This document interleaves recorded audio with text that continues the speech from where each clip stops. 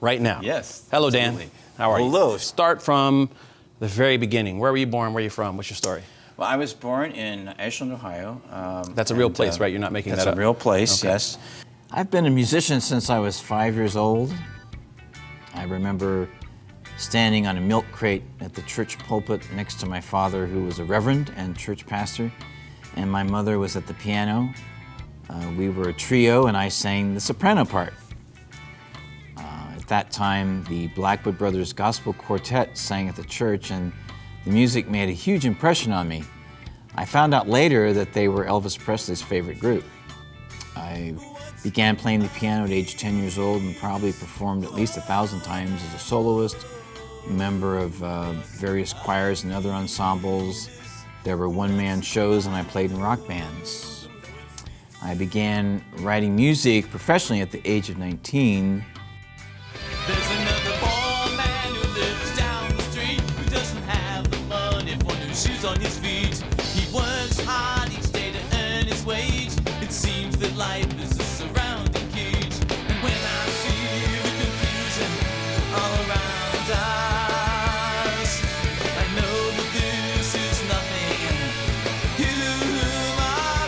So you know it's out of order.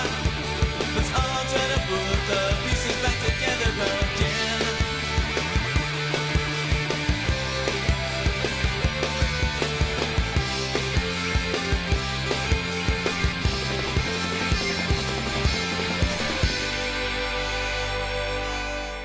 Talking to Dan Nowman Niswander. But it's Niswander. just think nice and wander. Niswander. My Swiss grandfather. Did I say didn't speak Niswander? English. I think I said Niswander. Something like that. It's very Okay. easy to mispronounce. I just It's said okay. it in the moment. Yeah, absolutely. You were being Okay. spontaneous. I worked as a background actor in Hollywood TV shows and films, and worked on various film projects, and taught English in Japan while in California in my 20s. When I was back east in Indianapolis, Indiana, and in the Midwest, I recorded 2 professional albums. I've always been in a music family. Music's been the thing I've done longer than anything else in my life. When I first went out to the Los Angeles area in my 20s, and it was the 80s and the early 90s, I did write quite a bit of music. It was a very prolific period for me, particularly in the late 80s and the early 90s.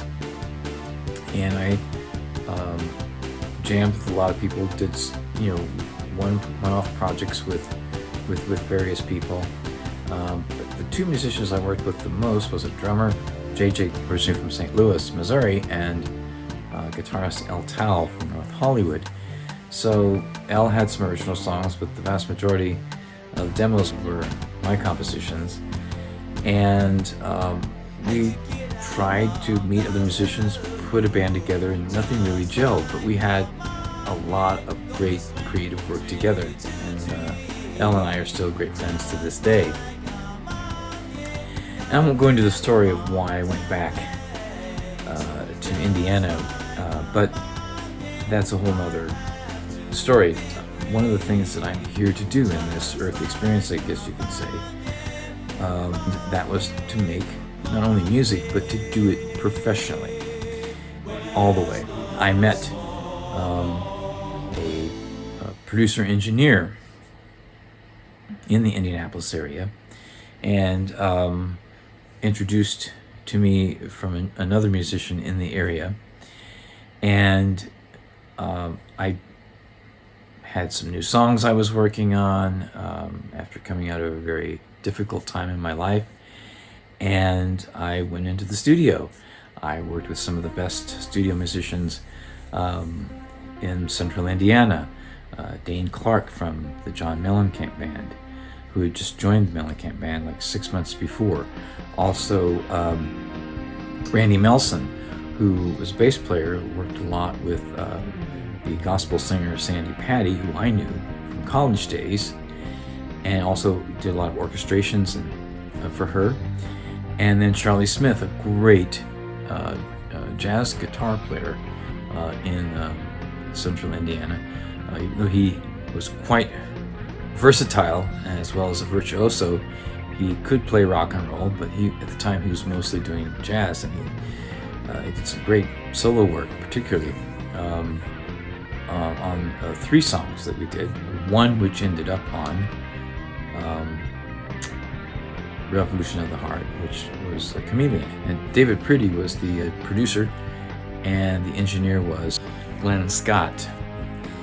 And so a 3-song demo was complete, and I was calling myself Daniel Lyon, Lyon, basically as a kind of a solo artist, but also writer, right? With the idea maybe, other artists could record, songs that I write, which I'm still interested in. There's one particular song of those 3 to this day. But as it progressed, I lived in Indianapolis, Indiana. I met the Johnson brothers, Eric Klee and Mark Johnson, who were twin brothers that co-owned a studio in the Broad Ripple area of Indianapolis. It's called Rev Recording. A basement studio with ADAT tape. And so next thing I know, I've got the equipment that I purchased to make a lot of demos in California, kind of a sequencing daisy chain of equipment, and a lot of electronic kind of produced songs came together, and I started recording those, and then I had written some other songs that really needed live musicians, as I had done originally with the first session that I'd done with David and Glenn in another studio. And I wrote this song called Surfin With Jesus. And I took a song that I had written as a teenager in Indiana, one of the first, what I would consider professional songs I ever wrote, called Out of Order. And those were recorded with Eric and Mark and other musicians in the Indianapolis kind of Broad Ripple scene there. I also worked with a percussionist, Raul Pedro, who I worked with in my daytime job for quite a few years, and he was a professional percussion player, also a drummer. He played congas on Something's Happening Here. And next thing I know, there's a full-length album. There was a lot going on, because I did have to work a so-called regular job to pay the bills, right? And in the evenings, I would, be in the music scene or be recording or writing or whatever. And eventually, when I had the album, I had a CD release party. Steve Hammer from Nouveau Newsweekly gave it a great review, and I was playing open mics, starting with, 10-minute sets and expanding to like 20 minutes and half an hour, and then I would get invited to do a full-length show, opening for other bands in clubs, and I would do Surfin With Jesus and karaoke, and just to try it out in different places. People loved it. I sang at Unity churches in the area, and they loved, because I did a variety of different music, and it just grew. People would come out to shows. It got to a point where I was playing a solo show, and I was the main attraction. Then I was offered to host a variety show once a month at a brand new nightclub called Birdy's Live, and I would do the one-man show there. I began doing my own original variety show at Birdy's called Mystery Monday. It includes music and comedy, video. I've had a magician, ballet dancer. It's variety. And now it's my privilege to bring back to the stage one of my Mystery Monday favorites right here, Mr. Brian Archer, ladies and gentlemen. We actually received recognition from the office of George Harrison after a tribute show, and we can even say that Prince was a mystery guest. I was pissed off about the whole Prince thing because I wanted to see Niswander. Where it started out with the one song at my karaoke show, and then I heard a CD, and then And I got to witness it as it progressed, and it's unlike anything else anybody would ever have an opportunity to experience here. Perhaps anywhere. And probably the most entertaining night you could go out and just have. But when the band came, it just blew me away even more so. There's little else that anybody in this town has the opportunity to experience live that is comparable to a Niswander show. This is Birdy's Bar and Grill. You see the sign over here. In Indianapolis, Indiana, for 3 years I had a monthly variety show here from 2001 to 2004, and many memorable nights, a lot of theme nights. We had beach night, we had girls' night out, we had British night, which was very popular, all British music. We had TV night.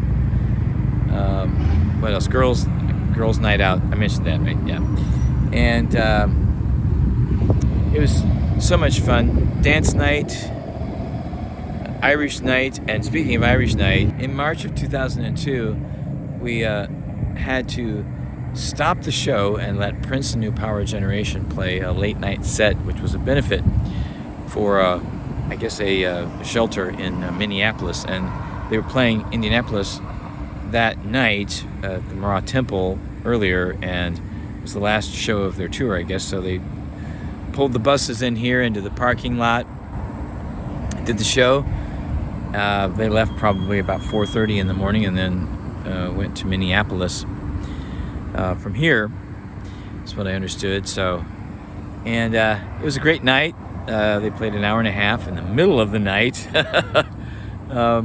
But obviously, the show was called Mystery Monday, so I always had a mystery guest, so I was able to get some press from that. You know, like, wow, we had quite an incredible mystery guest that night. But it was so much fun, and many, many memories here doing regular shows as well with the band as part of showcases and just regular nights with other bands. How I came up with the artist name Niswander, well, of course, that's my so-called birth last name. And at this particular job where Raul and I had worked together, and also Eric Clee Johnson, the three of us, that's how we met. Who was one of the producers on both of my albums, a great friend and also a great musician, and as I mentioned, co-owner with his twin brother of the Rev Recording Studio, and then later the digital Pro Tools studio, the Pop Machine, where I recorded my second album, Adventures in Wonderland. Anyway, we were all working together. We met at this same company in the late 90s, and I was in training for my position, and the trainer mentioned to me, that she knew I was a musician because I talked about that, and she said there's a guy that was in the previous training class that will be probably on your team, or he'll be out there on the floor. Turned out to be on my same team. He said, you guys are going to hit it off. Sure enough, we did. And we, like I said, we worked together on both of my albums and are very good friends to this day. But I was trying to come up with an artist name because I didn't know Daniel Lyon, Lyon. I don't know if I wanted to use that name or not. And then I remember walking down the hallway, and this trainer, she said, Niswander. Oh, I never heard somebody call out my last name like that. So I thought, that actually has a ring to it. That became my artist name. The album itself, Revolution of the Heart, I came up with the title because of a lecture I went to when I was still living in California, by a DJ by the name of Frank Sontag, who had started on radio, basically being a sound operator for Michael Brenner, who had a late night radio show, and on the KLOS in Los Angeles. And he eventually went on to take over the the late night slot from Michael Brenner, his show he called Impact. Well, he also ran the board for the morning show, Monday through Friday, on KLOS FM, that was called the Mark and Brian Show. And he would do public lectures because he had this interest not only in connecting with his audience on the Impact Show, which was basically a late night, middle of the night radio program early Monday morning on KLOS that I often would, listen to and not get very much sleep before a work day. And I sometimes would call in on his show and talk to him, and he had a lot of very interesting topics. He played a lot of very interesting music that you wouldn't necessarily hear during the day on the radio. The topics would range everything from like spiritual to like political, and it was inspiring. And then he did public lectures where he would invite his listeners to come out and he would speak on a topic that he was passionate about. And one of the lectures he did was called Revolution of the Heart. And I thought, wow, that's a very interesting title for an album, right? And one of the lead-off songs on the album, Feel the Feeling, actually I started the song by saying, as the world is turning, I feel my heart beating. And I realized that had come from the idea of Revolution of the Heart. So I thought, perfect title. He even agreed to allow me to sample him saying Revolution of the Heart for the opening track of the album, which was called Before the Beginning.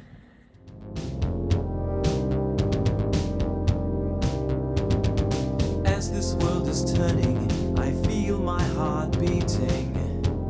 I'm alive, like the ancient rhythm of the drum. Do I know where I've come from, or where I'm going? When I was living here at this apartment complex, I wrote Surfin With Jesus, which became a crowd favorite in Indianapolis from about the late 90s to about the mid 2000s, but I wrote it here. If Jesus were here today, would he wanna go surfing? Do you think that he would play beach volleyball? Wear a neat pair of sandals and a cool set of shades. Got it all figured out, 'cause he knows all. Surfing, whoa, surfing with Jesus, surfing, whoa. In this location, in Broad Ripple of Indianapolis, I lived here. So I definitely wrote songs for both of my albums, Revolution of the Heart and Adventures in Wonderland, in that room right there. And this is the house. And where were you on 9/11? As projects like this are, all the ideas kind of flow together. And the idea that I had was that it was going to be an underground kind of album. But and I'm kind of that kind of person. I mean, I'm very inspired by artists that would not necessarily, do the predictable thing and making what we'd call a commercial album. But as it went on, I realized, I shouldn't limit myself, right? So some of this material that I'm writing actually is what I would call accessible, or let's say it could be commercial, but I liked using the term accessible, right? So I thought, I could still have the vibe of an underground album, but have some material on it that I would definitely call accessible and maybe even commercial. So that was the general vibe that I wanted to create, and be capture that moment of my life that I was experiencing. Revolution of the Heart was released in 1999.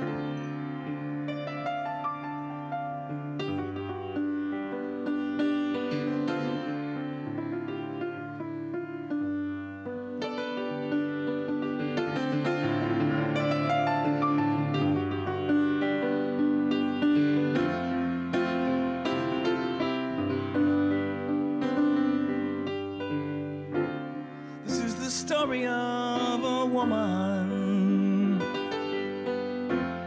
This is the story of a man. And the feeling that they share is that they really care about everyone. Whether rich or poor, the heart is an open door for good. They understand compassion. As more and more people became aware of what I was doing, I was getting some radio airplay, and David Lindquist from who was the music reviewer at the Indianapolis Star newspaper, wrote a great review, and basically my act, and it just blew up from there. And people were coming up to me and wanting to play in a band with me, and I thought, oh, I will, combine my songs with other people's songs, and we'll do kind of like, what most bands do, where they have multiple writers, and then we'll all produce music together. I thought that's how it would go, kind of like the Beatles or Queen. But people say, no, your music's great. We just want to play your music. We have our other projects. We want to play your music. And I did bring a different angle to the shows, to the vibe of the music scene there at Karaoke, who had a karaoke show. One of the places where I would go to sing Surfin With Jesus, and always get an excellent crowd response. And that song created quite a vibe in the area. So as time went on, a band formed and played mini shows, played live on TV, Fox 59 Morning News. It was such an exciting time to be part of a music scene that was very vibrant in the early 2000s. So here it is. I produced an album and released it before the end of the 20th century. It was quite a magical time, or whatever the word would be to try to describe it. Sometimes I don't have the words. It was amazing, it was wonderful, it was enlightening, exciting. I worked with so many great musicians. It would take me a long time to mention all their names, but I'll list them in the credits.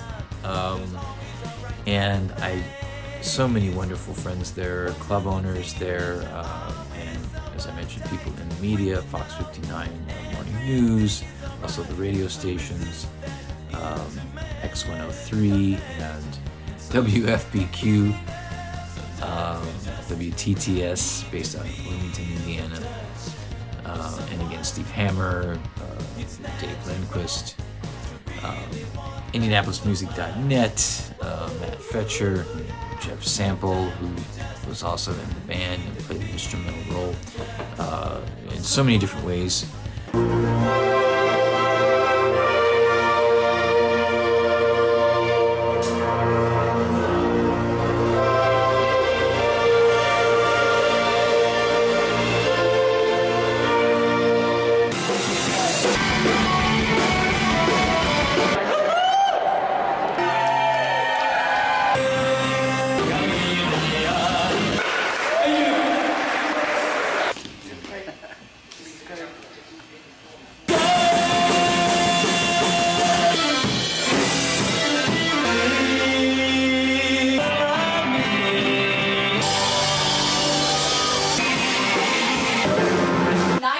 You guys are going to be playing Birdies tomorrow evening. First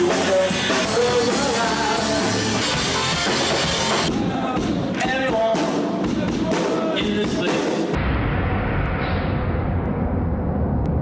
to kind of describe their sound. Well, I started calling it Rocktronica when I first started doing the solo act, but it kind of evolves over time. I'm one of those never-ending changing people, so reinventing myself. Ooh, we've heard that. Yeah, you've heard that. We've heard that you're, some people say, a little crazy, very entertaining, not sure the exact word to describe you. How do you describe yourself? That sounds pretty close.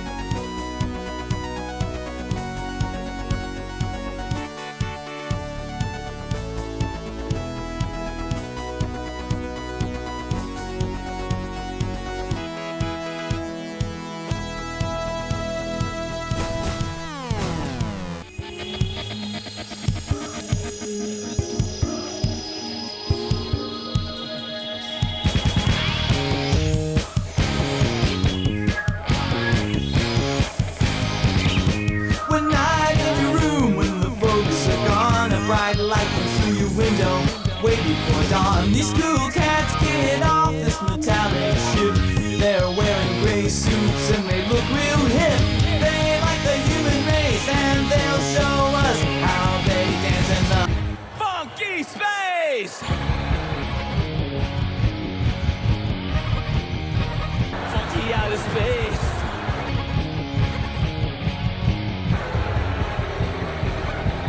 Funky space.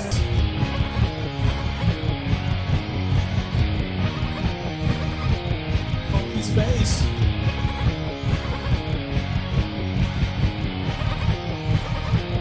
Funky space.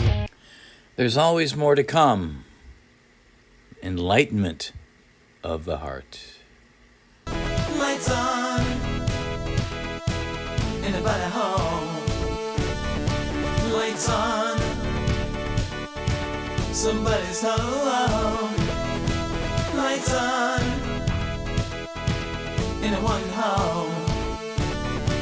Lights on somebody's home. Be present always. And stay tuned.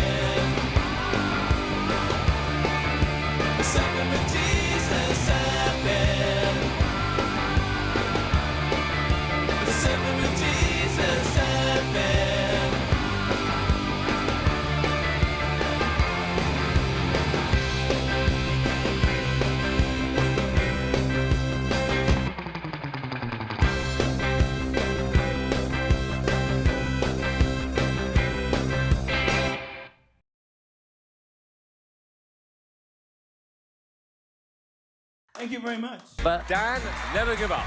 Absolutely.